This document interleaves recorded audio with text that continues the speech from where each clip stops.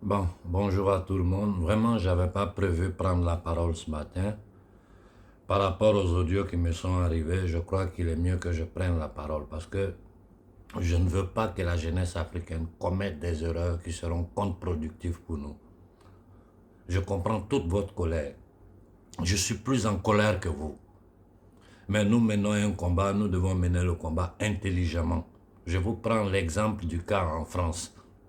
Dernièrement, où la jeunesse de seconde, de troisième génération d'origine arabe et africaine se sont fâchés pour l'assassinat brutal d'un de nos enfants.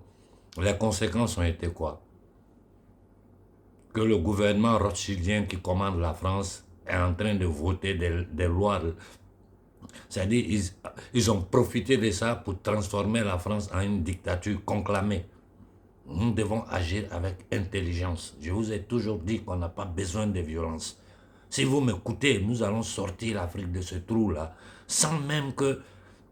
C'est vrai, ils vont nous brutaliser, mais le monde entier va voir qu'ils sont en train de nous brutaliser. Ne commettons pas l'erreur de nous massacrer entre nous-mêmes. Écoutons ça. L'heure a sonné, nous devons nous lever comme soldats pour libérer le Gabon. L'heure a sonné, l'heure a sonné, nous devons nous lever, nous devons nous lever comme un soldat pour libérer le Gabon. Bolo à tout le Gabon, c'est 4 minutes de révolution de Mwana Vinci, l'enfant du pays, l'évangéliste de la révolution, la voix des martyrs qui crie vengeance, le haut-parleur du petit peuple gabonais tenu en laisse, la petite voix qui depuis des années crie à travers la forêt équatoriale gabonaise, en espérant que le peuple gabonais puisse se lever pour la libération du Gabon et pour la restauration de sa dignité. Chers compatriotes, enfants du Gabon, l'heure a sonné. Plus que jamais l'heure a sonné pour que nous puissions libérer notre mère patrie prise en otage par des criminels bongoïstes. L'heure a sonné. 2023 doit être l'année de la libération de notre pays. 2023 doit être l'année de la libération de Maman Gabon. Je suis au Mwana Vinci, martyr vivant des massacres post-électoraux de 2016, exilé d'opinion politique. Je fais cet audio parce que j'ai conscience que dans bientôt, Internet sera coupé au Gabon. En 2016, j'étais de ces jeunes qui étaient dans la rue. Nous étions jeunes, forts, déterminés, fougueux, mais désorganisés, sans repères. Et j'ai l'intime conviction que Dieu m'a envoyé en exil pour cette année 2023, pour que je puisse apporter mon expérience du terrain à mes jeunes frères qui, dans bientôt, se lèveront pour la libération du Gabon. Préparons-nous sur le terrain. Préparons-nous à frapper les points stratégiques. J'invite tous les compatriotes qui ont des suggestions à faire aux jeunes sur le terrain à les faire maintenant, avant qu'Internet ne soit coupé au Gabon. C'est ce qui nous a manqué en 2016. Nous n'avions pas d'aînés pour nous dire ce que nous devrions faire sur le terrain. Donc profitez à le faire maintenant. Faites des audios, parlez. Vous qui êtes au Gabon, vous qui êtes au sein de la diaspora, parlez, envoyez des messages aux jeunes sur le terrain. Nous devons résister pendant plusieurs jours. Nous devons mettre en place les gouvernabilités totales dans le Gabon. J'invite les jeunes Gabonais, lorsque le peuple se lèvera, j'invite les jeunes Gabonais à attaquer tous les transfonds dans toutes les villes de notre pays. Il ne faut pas manifester dans les rues en journée. Il faut couper l'électricité dans tous vos quartiers. Mettre le pays dans l'ingouvernabilité totale pendant plusieurs jours. Nous devons résister pendant plusieurs jours. Depuis des années, depuis 2 ans, sinon plus, ils ont déjà fait rentrer leurs mercenaires dans notre pays. Mais nous connaissons le Gabon mieux qu'eux.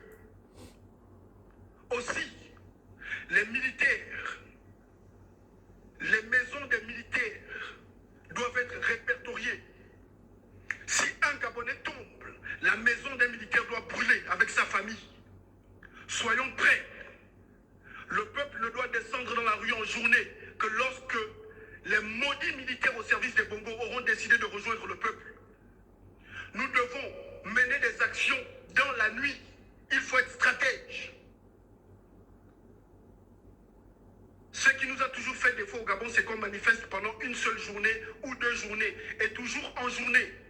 Nous devons frapper dans la nuit. Il faut mettre des cailloux, des pierres sur les routes. Il faut mettre des arbres sur les routes. Les élèves des lycées techniques du Gabon, vous savez fabriquer des cocktails Molotov.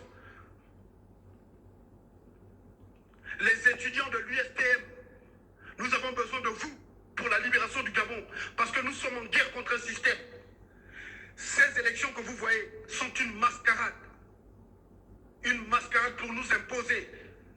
Le petit Marocain nous redit, nous devons dire non. Non à la famille Bongo. Plus jamais de Bongo au pouvoir au Gabon. C'est 2023 ou jamais. Tous ces opposants qui vous font croire que nous connaîtrons l'alternance par le processus électoral sont des menteurs. Je ne suis pas pour aller aux élections, mais on s'en fiche. Qu'un opposant gagne ou pas les élections en 2023, les Gabonais doivent se débarrasser de la famille Bongo.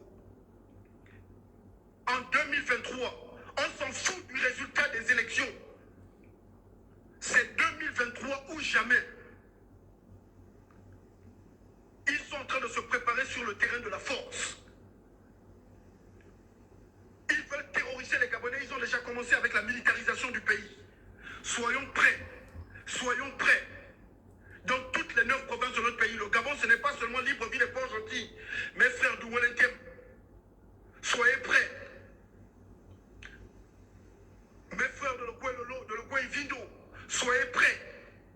Nous devons paralyser le pays. Brûler toutes les mairies. Empêcher les Gabonais de travailler.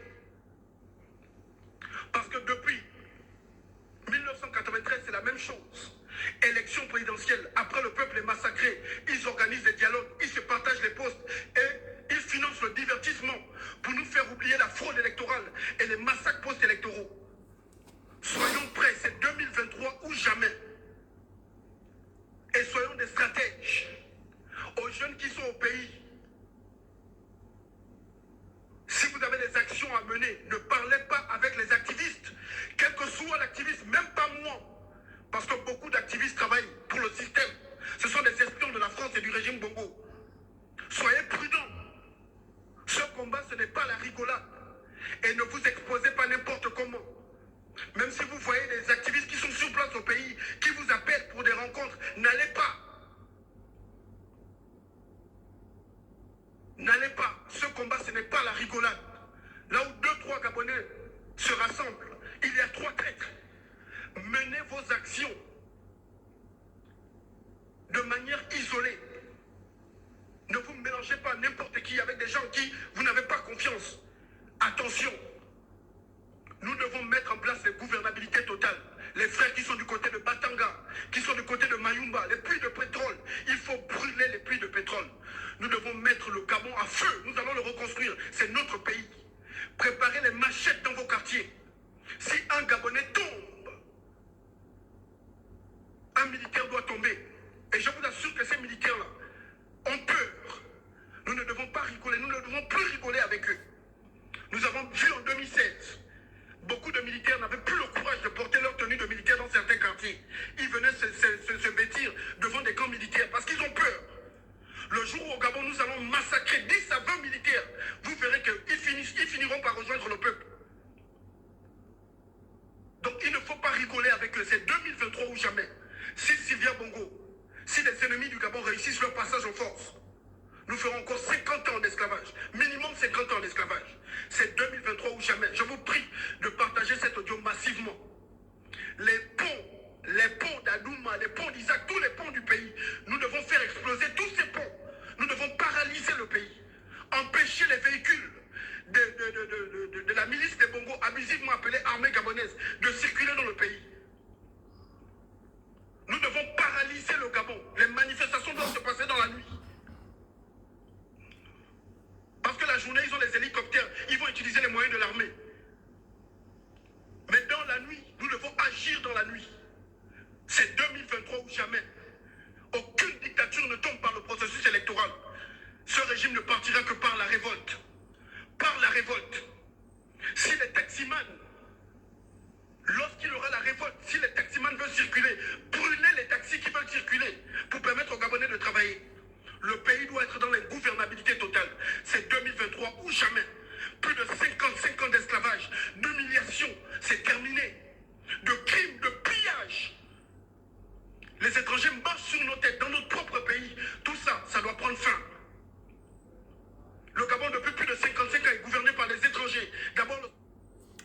je ne vais pas finir tout l'audio, mais il faut reconnaître que tout ce que le frère dit là est la pure et simple vérité.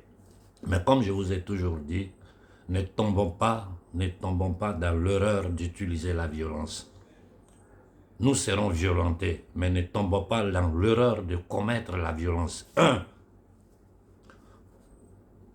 Il faut que tous les Gabonais comprennent. Je vous parle à vous Gabonais qui m'écoutez. Personne ne doit aller aux élections. Si vous partez aux élections, vous savez qu'ils vont truquer les élections et ce même système démoniaque porté en avant par la famille maudite Bongo va continuer à faire plier le Gabon par les impérialistes.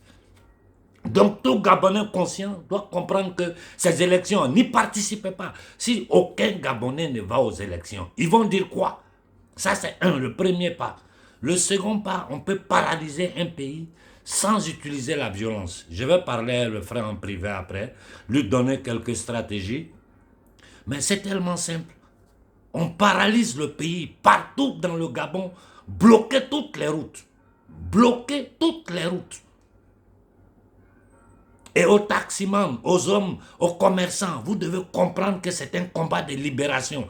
Donc quand l'appel est lancé là, je vais dire aux frères, il faut lancer un appel pour que le jour où l'appel est lancé, tout le Gabon doit s'asseoir. Si tout le Gabon s'asseoir, c'est minable des politiciens. Ces minables des politiciens là, ils seront délégitimés. Il faut bloquer toutes les rues du pays. Et puis, il faut s'adresser directement. Il faut aller vers les ambassades de France, des États-Unis et d'Angleterre. J'ai dit aux maudits, aux mercenaires en tenue militaire. C'est sur ce que le frère a dit à propos des militaires, je suis d'accord. Si un Gabonais tombe, trouvez les familles des militaires et travaillez-les au corps. Je répète, si un Gabonais tombe par la main des corps habillés, trouvez les familles des militaires et détruisez leurs familles. Si ça, je suis d'accord avec vous. Parce que vous êtes des indignes. Vous qui devez protéger le peuple gabonais, vous protégez les intérêts des impérialistes, des démoniaques qui sont en train de détruire l'humanité. Mais ne détruisez pas vos propres biens. Ne brûlez pas vos propres taxis. Taximans, chauffeurs, commerçants, vous devez comprendre que c'est dans une lutte de libération que nous sommes. C'est toute l'Afrique que nous devons libérer.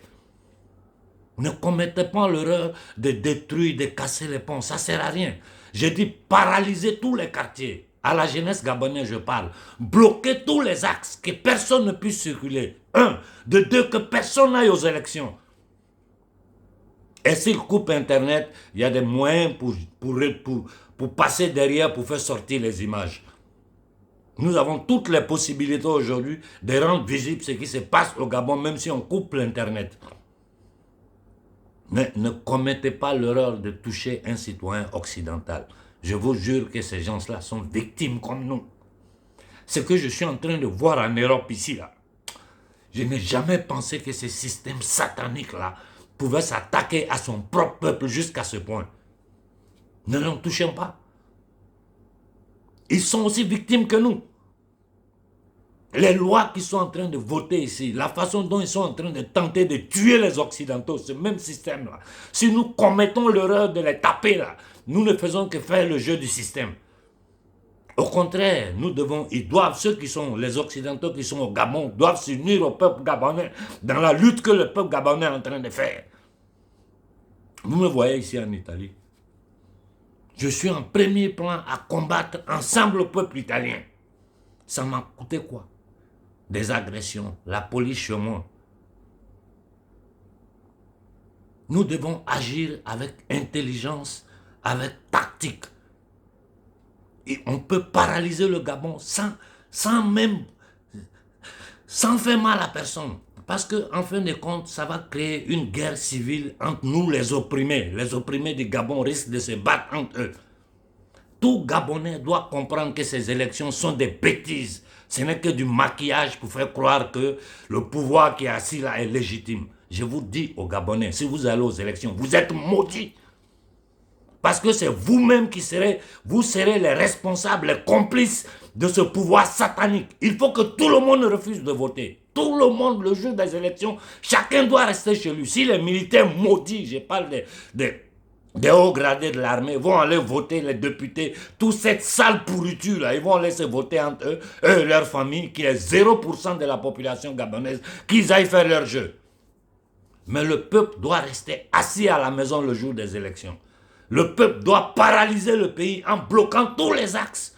J'ai dit à tous les fonctionnaires gabonais, aux commerçants, aux taximans, à tous ceux qui font partie de l'économie, qui font vivre l'économie du pays, une économie informelle d'ailleurs, parce que l'économie du Gabon est aux mains aux Français et aux Occidentaux. Restez tous à la maison. Aux jeunes là, n'allez pas... Chacun doit agir de sa postation. C'est-à-dire, dans chaque quartier, les jeunes doivent s'organiser et bloquer toutes les rues. Si les militaires s'amusent, entre nous, on se connaît, vous savez où ils habitent, où leurs parents habitent. S'ils s'amusent là, attrapez les parents et soignez-les. Si vous en tuez au moins une dizaine, vous allez voir que ces maudits là, ils vont quitter derrière le gouvernement. Sur ça, je suis d'accord avec lui. Si les militaires s'amusent avec vous là, organisez-vous en groupe, la nuit, attaquez leurs familles. S'ils vont prendre toutes leurs familles pour mettre dans les casernes là, la nuit, attaquez les casernes. Mais ne commettez pas l'erreur de prendre des machettes entre citoyens civils pour vous taper entre vous. Je vous ai dit, je parlerai après avec le frère. Parce que c'est le seul que je vois qui est vraiment en train de se sacrifier tous les jours pour parler au peuple gabonais. Nous devons agir avec intelligence. Il suffit de bloquer le pays. J'ai dit dans tout le pays. Dans chaque quartier, la jeunesse doit sortir, barrer les routes, bloquer le pays. Commerçants, tout le monde doit comprendre que c'est une lutte de libération. Que chacun reste à la maison. Une semaine, même un mois de sacrifice. Même si vous devez serrer le ventre dans la faim, là. Même si vous devez souffrir de faim entre vous, là, aidez-vous. Mais dans chaque quartier, là, bloquez le pays, que rien ne circule. Il faut délégitimer ce pouvoir. On n'a pas besoin de machettes. Les machettes, là, on va l'utiliser si les militaires commencent à tirer sur les Gabonais. Pendant qu'ils tirent sur les Gabonais, allez vous occuper de leur famille. Je répète, pendant que les militaires sont dans la rue pour tirer sur les Gabonais, allez vous occuper de leur famille. Et s'ils mettent des mercenaires sur le terrain, attaquez l'ambassade de France, mettez-le à feu. Mettez l'ambassade de France à feu, l'ambassade des États-Unis à feu, l'ambassade de l'Angleterre à feu. Mais ne touchez aucun citoyen occidental. Aucun. Ça, je vous en prie, ne commettez pas l'erreur. Ne commettez pas l'erreur de vous battre entre vous. C'est un combat commun. Vous êtes en train de lutter pour le futur des jeunes générations. Vous êtes en train de lutter pour la libération de l'Afrique. Il faut agir avec intelligence. Paralyser le Gabon. Que personne n'aille voter. Ça, c'est le premier pas. 2, paralyser totalement le Gabon. 3, si les militaires vous attaquent, attaquez leur famille. Voilà les solutions. Et j'ai dit à tous les militaires maudits, aux hauts gradés de l'armée, j'ai dit aux jeunes militaires, n'obéissez pas aux hauts gradés de l'armée. Parce que ceux-là, ils sont dans le beurre, eux et leur famille. C'est vous qui souffrez, c'est vous qui ils vous mettent dans la rue pour tuer des opprimés comme vous. Nous allons passer au Congo.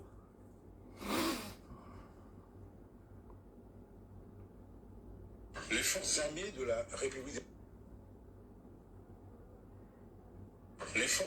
de la République démocratique du Congo portent à la connaissance de l'opinion tant nationale qu'internationale que, dans un communiqué diffusé ce 18 juillet 2023 par Kigali, le gouvernement rwandais s'apprête à envoyer ses troupes sur le territoire congolais. Selon les autorités rwandaises, l'incursion ainsi annoncée serait justifiée par l'imminence d'une attaque supposée des FDLR FOCA contre le Rwanda à partir du territoire congolais. Face à ce fallacieux prétexte, les forces armées de la République démocratique du Congo déclarent qu'il s'agit d'une fuite en avant destinée à préparer l'opinion et admettre et comprendre. Face à ce fallacieux prétexte, les forces armées de la République démocratique du Congo déclarent qu'il s'agit d'une fuite en avant destinée à préparer l'opinion, à admettre et comprendre la commission par les forces de défense du Rwanda d'autres crimes crapuleux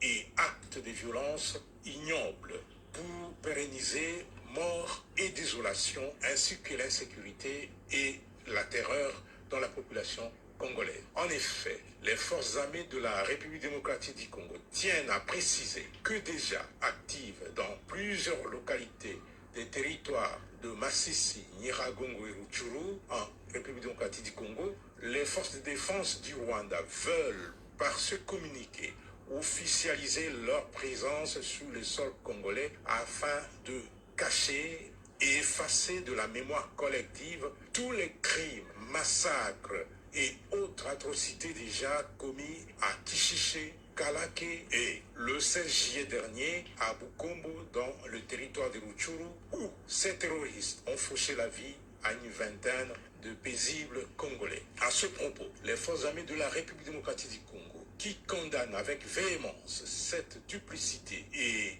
cette ruse qui sont depuis toujours la seconde nature des forces de défense du Rwanda, indiquent que tout en étant respectueuse de tous les engagements internationaux et de l'intégrité territoriale de chaque pays, notre armée ne permettra jamais de servir de base arrière à la déstabilisation d'un pays voisin à partir de notre territoire, à l'instar de ce que les forces de défense du Rwanda et leurs forces supplétives ont effectué en attaquant et en occupant quelques localités dans le Nord Kivu. Prenons à témoin l'opinion nationale et internationale. Les forces armées de la République démocratique du Congo déclarent qu'en cas d'attaque de manière officielle du territoire congolais par les troupes terroristes des forces de défense du Rwanda et leurs laquais du M23, les forces armées de la République démocratique du Congo se réservent le droit de répondre très vigoureusement.